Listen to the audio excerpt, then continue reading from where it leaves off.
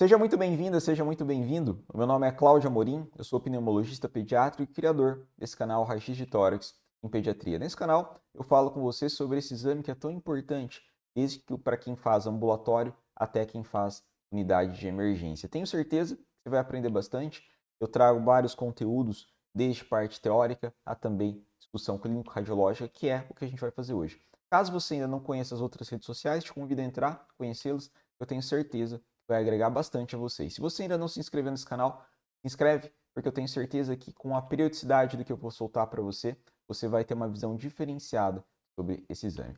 E hoje eu quero conversar com você sobre um padrão radiológico que gera muita dúvida, que é a reticulação, um padrão muito comum e, apesar de ser comum, ele é uma dificuldade de quem trabalha em porta de pronto atendimento, principalmente, porque ele gera muita dúvida se ele existe, se não existe, se eu devo valorizar, se eu não devo valorizar. Para ficar isso aqui um pouquinho mais fácil, eu trouxe para você um caso de um paciente de 5 anos que veio à consulta porque os pais notaram uma grande quantidade de secreção na traqueostomia. Esse paciente é um paciente encefalopata, tem uma classificação GMFCS5, devido a uma lesão hipóxica isquêmica após uma parada cardiorrespiratória por afogamento. E aqui eu já quero comentar com você algumas coisas.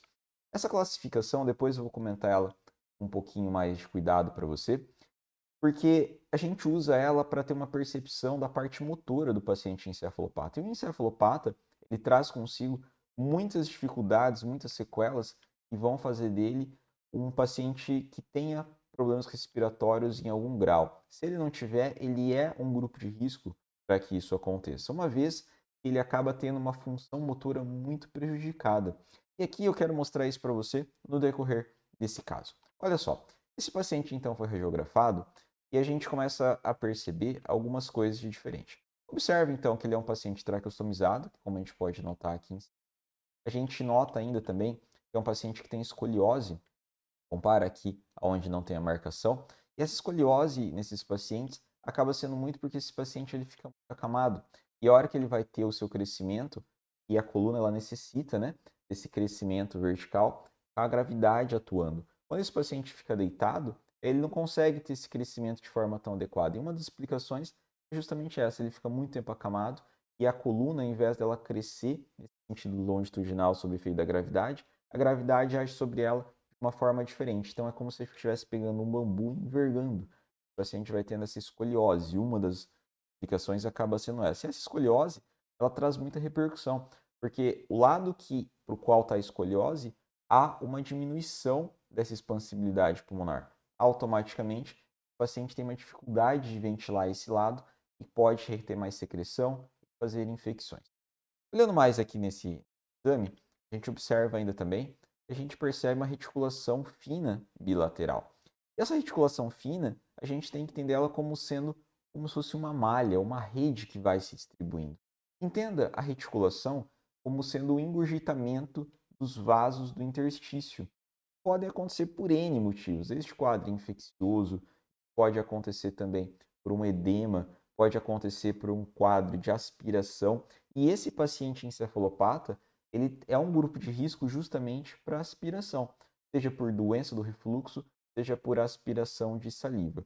Essa aspiração crônica, ela acaba, para a gente, sendo um motivo de uma inflamação. Sim, um paciente também fica inflamado cronicamente. E essa reticulação pode ser uma manifestação também de uma aspiração crônica de saliva. E pode ser um caso de um paciente como esse. Estou afirmando? Não, mas é uma coisa que a gente tem que ter em vista. Agora, esse paciente com aumento de secreção na tráquea, uma coisa que a gente também tem que considerar como uma etiologia a essa reticulação é justamente o processo infeccioso. O paciente traqueostomizado, ele perde toda essa filtração, esse aquecimento que a via aérea superior faz. O ar entra por onde ele tem menos resistência, que é justamente pela tráquea. No que isso acontece, ele acaba tendo uma entrada para a via aérea inferior de muitos agentes infecciosos. Isso facilita a infecção dessa via aérea inferior e até mesmo do parênquima pulmonar fazendo pneumonias. Uma das formas que a gente tem de manifestação de uma inflamação e infecção dessa via aérea inferior é o aumento de secreção. Então a gente tem que ficar atento que isso pode ser o início de um processo infeccioso. Olhando mais aqui nesse raio-x, a gente observa que a gente pode falar que isso daqui é um padrão de reticulação que está aumentado, porque ele passa aqui as marcas vasculares, que estão mais ou menos ali até o centro do tórax.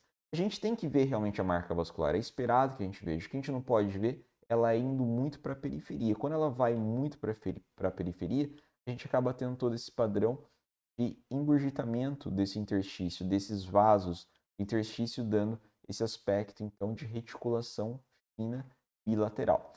Pode ser que esse paciente estivesse infectado? Pode. Pode ser por um processo de aspiração crônica? Pode também. Aqui a gente tem um raio-x, faz a gente pensar nessas possibilidades, mas o que ajudaria a gente a ser um pouquinho mais categórico nisso, certamente, seria aqui exames laboratoriais que ajudariam.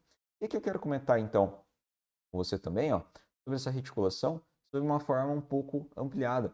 Repara, ó, que ela vai fazendo toda essa rede e ela pode fazer esses pequenos nódulos. Então, seria também um padrão nodular fino, né, que é onde você vai se coincidindo todo esse interstício e a hora que ele coincide, ele forma esses pequenos nódulos. E aí a gente tem aqui um zoom que facilita melhor para você ver. Quando você vê essa rede toda, como se fossem riscos espalhando, né, como se fossem pequenos cabelos indo para a periferia, passando essa marca vascular, você tem uma das características do padrão de reticulação.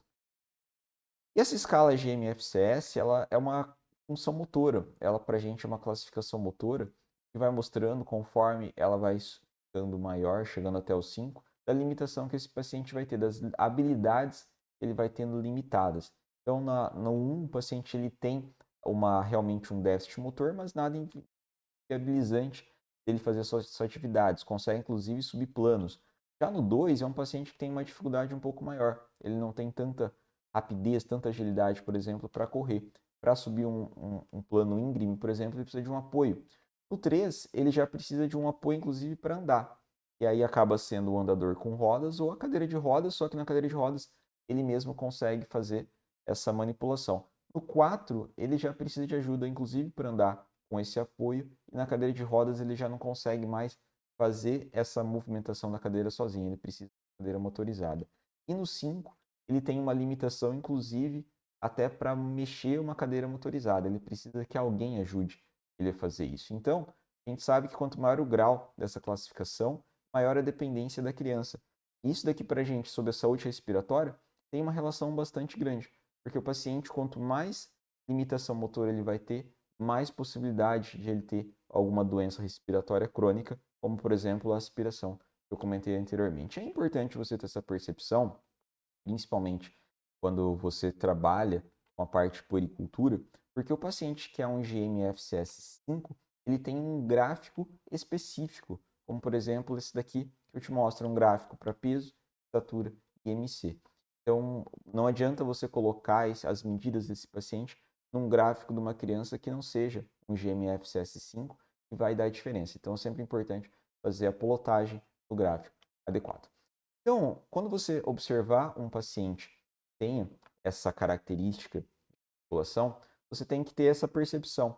Você tem um engurgitamento desses vasos intersticiais. Agora, o que está fazendo isso é justamente a tua clínica que vai correr atrás e vai te ajudar a nortear isso daqui. Esse paciente do caso específico tinha um aumento da secreção, a gente acaba pensando que pode estar infectado. Mas o que vai fazer a gente ter essa percepção realmente seriam outros achados que vão se somar todos juntos para a gente entender se essa reticulação realmente é algo que a gente deve valorizar como um processo infeccioso, por exemplo, que vai necessitar de uma antibiótico terapia ou é apenas um quadro viral que também pode fazer um padrão como esse. O importante é você também ter uma outra ideia de que não é o padrão radiológico que vai definir o agente etiológico. Reticulação se associa mais a quadro viral, a infecções atípicas, mas não significa que você vê isso, você vai ser direto patognomônico de que é algum desses agentes. Não.